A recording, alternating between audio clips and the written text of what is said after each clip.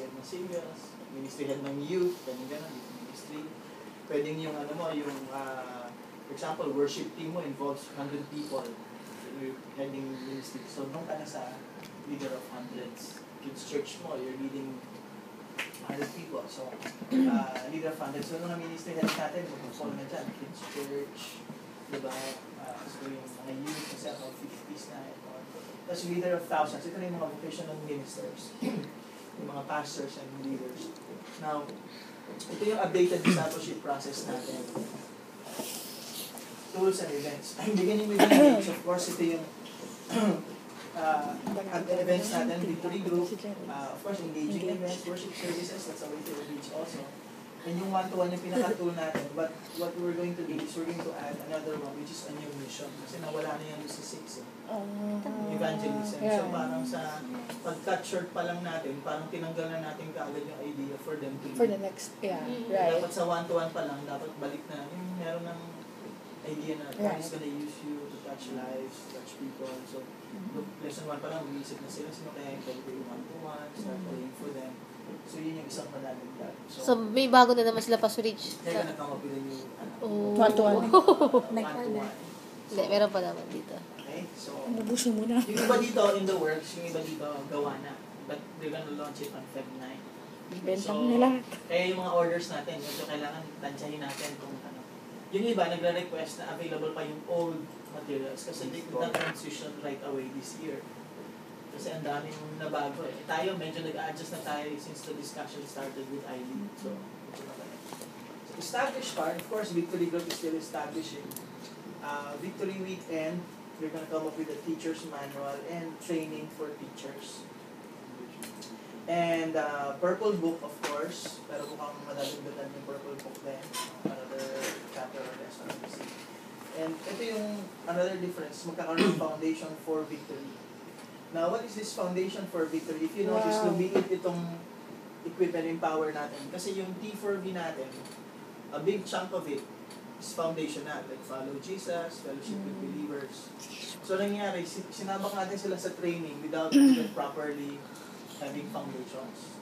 Ang pinaka-foundations lang na ginagawa natin dati is nag-victory weekend naman sila and they have gone through Purple Book, which is something na hindi pa talaga natin na parang it's, you're on your own. We're not sure if they got it.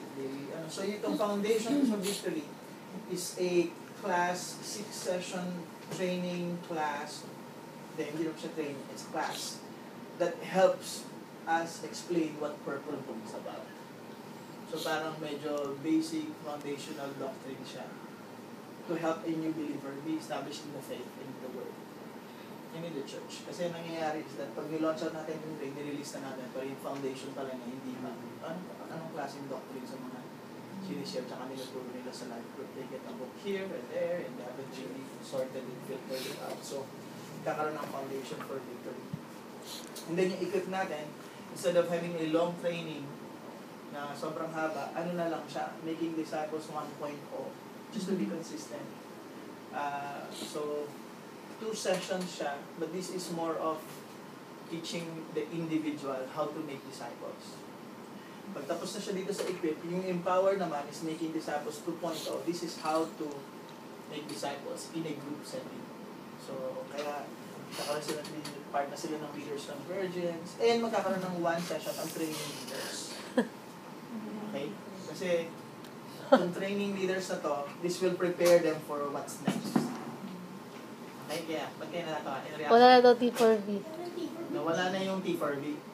But, the content is there. Oh. Kasi natanggal yung 6 weeks, Opo. 2 weeks, so that's 8, 9, and 10. Nandun pa rin. Wala na commissioning. Wala nang commissioning rights. Pero baka magbigay tayo ng certificate dito. On the last day, maybe or something. Simplified na. Okay? Pero hindi pa tapos yan kasi discipleship process pa lang to. Wala pa tayo sa eyelid talaga. Correct. Okay? Doon tayo magkakaroon. Okay? So, sa discipleship materials, ito yung sa phase 1, experiencing victory, ginagawa yan, teacher's manual, foundation for victory, making disciples 1.0, making disciples 2.0, and training leaders. So, yung one-to-one din, tsaka yung victory group materials. Ano tong victory group materials? They're making victory group materials available again, not topical. For example, yung dating ginawa nila Pastor Steve, yung top 10, winning in life.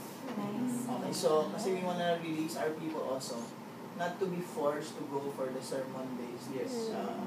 So, and merong move ngayon to make our small group materials more Christ-centered. Kasi hindi Christ-centered yung mga materials natin. Actually, nag-usap kami. Ang topic kasi namin sa staff dev is church history, hermeneutics, tsaka systematic theology. So, napag-usapan yung proof texting. Ano yung proof texting? You wanna prove a point, so you get a verse Right. to prove your point. And naging discussion is, that's how we did everything. One-to-one is proof text. Purple book is proof text. Ano natin ginagawa natin is proof text. So, it might be right. Pwede nyo naman sinasabi ng verse. Pero that's a wrong process. Kasi kung ganun yung habit mo, you might end up using the scripture to twist what you want to believe. Instead of teaching people to really let the Bible speak for itself. So may mga ganung changes na nangyari. So, Ano ba ginawa din? hindi naman. Gagawin lang siya more Christ-centered Life and making sure na mas appropriate yung pagkuha ng verse. Kasi okay lang naman mag-proof text as long as you know why you arrived with with that conclusion from the verse. So parang may ganong klaseng thing. Actually, gano'n naman tayo ng bagong Christian. Babasa ka ng Bible, what stands out? Yes, sir. That's your devotion, di ba? Generally, you interpret the scripture with your preconceived idea. So, ganun yan. Pero hindi naman necessarily wrong. Pero siguro ang desire lang nila is that when we disciple people, tinitrain na natin sila how to properly interpret the scripture. Kasi magiging habit siya. So, and not everybody likes to study. So, kaya medyo challenge siya. But, anyways, ito yung gagawin. Okay? So, pag naging sa discipleship materials, actually, gawa na to lahat except itong Foundation for Victory. So, habulin nila itong Foundation for Victory na matapos by Feb 6. Feb 9. Kasi doon nila ilo-launch yung Feb 9 sa Discipleship Convergence. So, pagdating sa Discipleship Convergence, parang isang packet na yun of all the materials.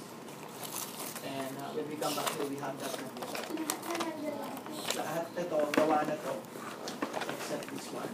Nakakabulin nila matapos by Feb 9. So, para siya yung sa victory weekend. Ang sa Victory Weekend, pero isang packet na discipleship process. Okay? Tapos hindi ka sa, ano na yung purple book?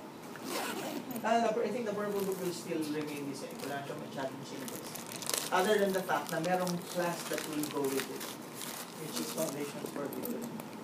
So, habang ginagawa nila yun, binabasa nila, ginagawa nila yung purple book, nag-attend sila ng class na mas na-explain siya.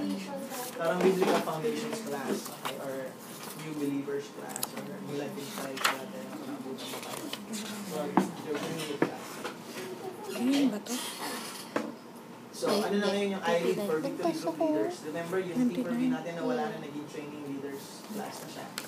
Yung training leaders class, that will lead to equip class na yung tawag. Okay, sa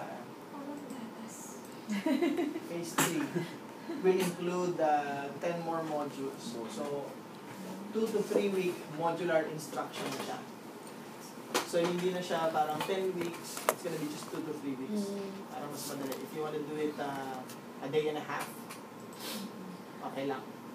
If you want 3 hours for 3 weeks, ang goal is to minimize the dropout rate. Kasi mas masyado mahaba. Parang, Diyan na may review. Ano, dyan na yung menu. that's a general idea. Training. Ay, So, ano ba equip ito class na yung hawak. Hindi for me. Okay, so ito na nga yung I-Lead for Victory Group Leaders. Oh. After na making disciples 2.0, di ba magta-training leaders sila? The goal is for them to go to Equip Plus. Okay? So you choose yung training afterwards. How long mo, anong gap? It's really up to each local church.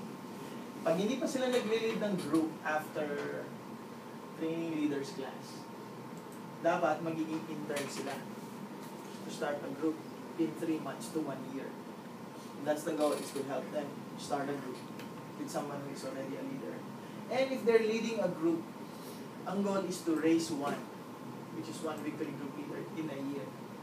So, halimbawa, nag-start ako with Making Disciples 1.0. No? Tapos ako victory weekend, nag-foundations class na ako. Equip side, Making Disciples 1.0, I started doing one-to-one. I started discipling. Pag nakapag-start na ako ng group, or kahit hindi pa, tapos merong Making Disciples 2.0, I can go there and learn how to start a group. Pagka hindi pa siya nakaka-start, pwedeng sama muna siya sa isang existing leader para maging intern.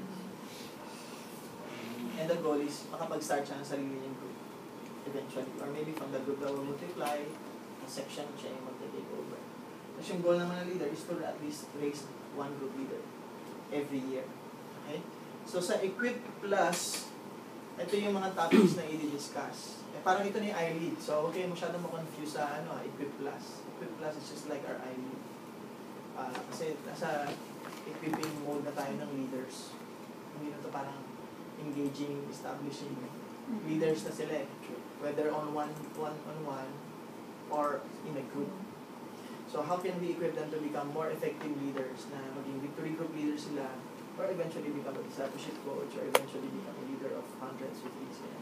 Sa Equip Plus, ito yung mga materials na i-discuss. Okay? How to study the Bible, marriage and family, moving in spiritual gifts, and Christian character.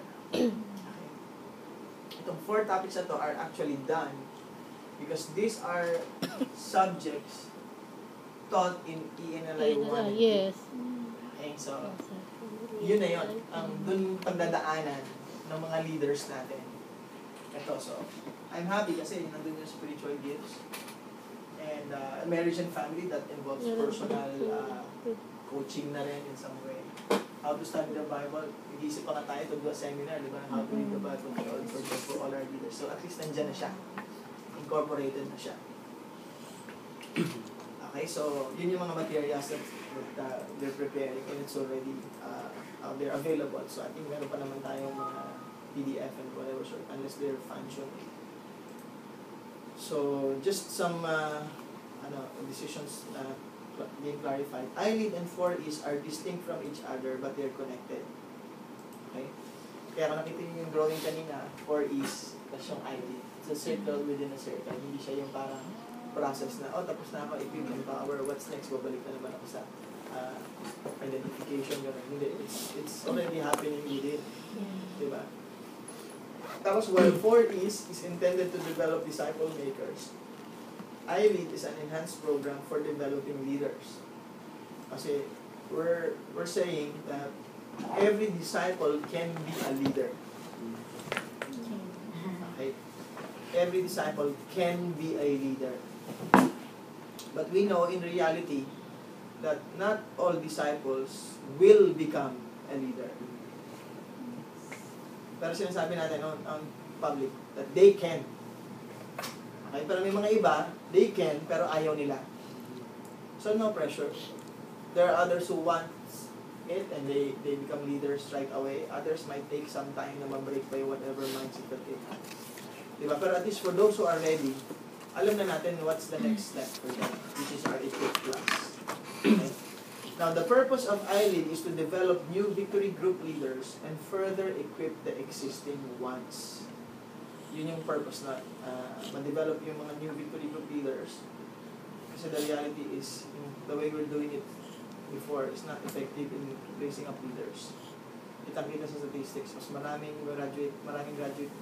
Hindi lahat ng graduates ng T4 ng Victory Weekend gets baptized. So that shows that maybe some of them are already Christians. Hindi lahat ng Victory Weekend goes to T4B. Hindi lahat ng graduate ng T4B nagli-lead ng victory group. So in other words, may something that's not processed needs to be improved. So tapos hindi lahat ng mga existing leaders continue to lead. May mga leaders na nagsistop. So our hope is that in this way, mas ma-develop natin yung group leaders better.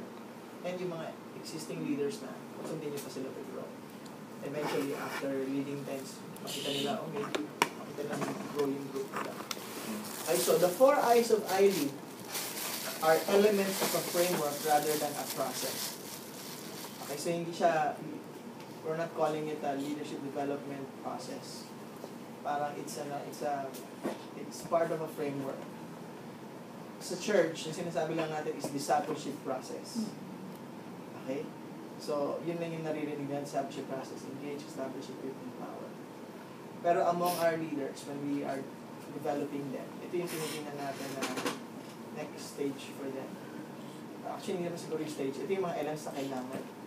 O kailangan ma-identify sino bang mga leaders ako. Ano bang gifts nila, calling nila, opportunities. So, these are the things that we're looking at para mas malaman natin how can we help them become a leader. So, any questions? Reactions so far? Can we print those so we can study it? Or can we have a copy of those? Sure. I'll send it to you guys. Ilagay ko na lang sa staff. Staff na lang. Staff. Staff. Okay? What do you guys think about this? Do you think this will really help us? So, hindi na natin binubura sa vocabulary natin yung training for victory. But what we're going to do now is start plotting and looking at after victory weekend, what should we do next? Siyempre, foundations for victory. Next victory weekend natin is Feb 15 and 16. So, sunod yan, instead of training for victory, i-announce natin is foundations class. Pwede na siya i-announce sa 29 past reach. Hindi, i-update na natin yung mga leaders natin about these changes. Kami pa search, tapos naman kami ng T4B, so mag-undergo pa rin. Or, Hindi ka ba nag-T4B? nag-T4B na. So, baka kasi may mga... Okay, yung mga tapos na, you've actually gone through some of these contents. Pero pag halimbawa may magtatanong kung gusto nilang mag-join. Welcome sila to CITIC. CITIC. Now, if they want, they can pay for the materials. Okay. Pero, Kasi may mga bago nga, di ba, yung marriage and family, how to study the Bible, mga yun. okay. Hindi, yung sa equip na yun, equip class, I think we want to encourage everyone to go through it. Sa lahat. That's the existing leaders. Never here. Opo. Pero yung for this, kasi... And yung nag-T4B kami. Wala tayong making disciples training kasi magulo nga sila kasi iba yung sa effort, making disciples nila, equip, training for victory nila, empower. Yun yung nilalagay nila. Mas, kasi after ng weekend, nag-go one-day training sila, making disciples. Diba? Mas training on T4B than making disciples. So, kanya-kanya. So, at least find you. We can even edit it if you want. We can come up with our own. But I think for now, sync naman ito sa gusto nating gawin. Diba? Foundations before equip. I think that we need that. Yung making disciples na focus on individual discipleship. How to share your testimony, how to share the gospel, how to do one-to-one. Sa equip yan, I think that's really appropriate. How to lead the group sa empower. Kasi how can you tell a person to lead the group kung hindi kanya kaya mag-lead ng isang tao? Diba? So, may progression din. And then the training leaders part is more of giving them a vision of equip class na hindi na tapos. Ano pa kayong other things that you can learn more in the future. Okay? So, i-discuss natin ito sa Leaders Convergence. We'll give them an idea about this. So, I guess yung mga plotting of dates natin is between siguro with Romel and ano, tapos we'll just inform you na lang some of the changes starting from that. Kasi yung foundations for victory, I don't know if you're going to do 6 weeks, 6 meetings. Tapos kailan natin siya gagawin? Saturdays or Sunday? Yung mga ganun klaseng things na Tuesday night. Sunday after the service. May Ito na lang yung medyo mabigat yung foundations for victory. 6 weeks. Hindi ba? Pero yung making disciples at least 2 weeks, 1 week. Gaps in between. Madali na yun. I think which is better kasi if you look at T4B and then you're thinking of your personal devotions, kasi follow Jesus, foundation, also you're thinking of the church, and then making disciples. Sobrang kalat. Unlike pag-focus lang ito, foundations muna isipin natin. Tapos after that, sige, isipin natin, how do we make disciples one-on-one? So ito naman, if you already done one-to-one, how can we really start for a group and lead a group? So for me, this makes more sense. Agree? Yeah. Ayos? Sige, so we'll just update you some of the changes in the... Yeah. Stage na yung mga bayad or may fee pa yung mga Manuals. Yeah. ano mga manuals. Sa atin, normally it's just for the materials. But we don't want materials, yung finance to be identified. Okay. Alam mo namang minimal lang naman ang charges natin. Kahit naman sa T4P, the way we charge it, T4P, very minimal. So, mababawasan pa kasi wala naman ang mga graduation resolution. Diba? Yes. Although I think there's wisdom there when we make it a big deal. Right. Kasi people will also take it. Make it a big deal also. Pero sa T4B naman ng iba, very simple lang. Mark actual ano sila, pinigay lang wala naman. Store lang or stash ng tao. Mga ganun. Okay? Questions, comments, reactions?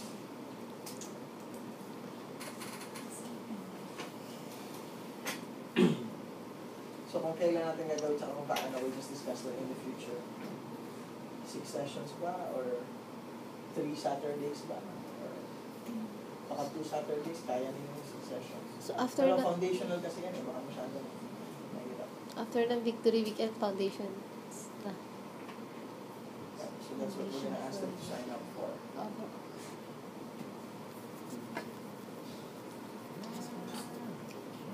Making disciples. Tapos Pastor Rich, di ba may manual naman yan? So, Yeah, gawa na nila yung manual. Opo. Tapos lang. Tapos. Foundations for people. may available agad ata yan for the students. The idea is that they'll have the teaching manual and the student manual. Okay. By February. Feb 9 ako. So, ano sa tingin niyo? Do you guys think this will work? Do you think this is an improvement? Yeah? Okay, great. Sige, so, ayun sa discipleship natin. Okay? Let's go to our worship services. This Sunday, concern is that it's our volunteer